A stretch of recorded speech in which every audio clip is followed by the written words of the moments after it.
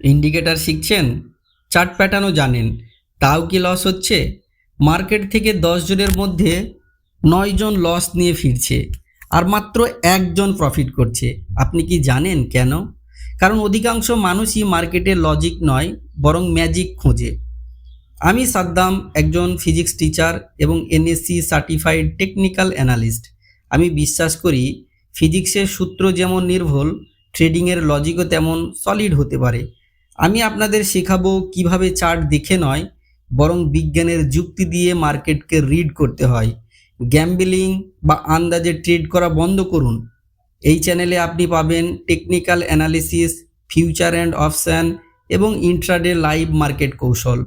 পুরোটাই লজিকের ওপর ভিত্তি করে, জটিল কোনো টার্ন নয়, খুব সহজ ভাষায় বুঝবো মার্কেটের গতি প্রকৃতি।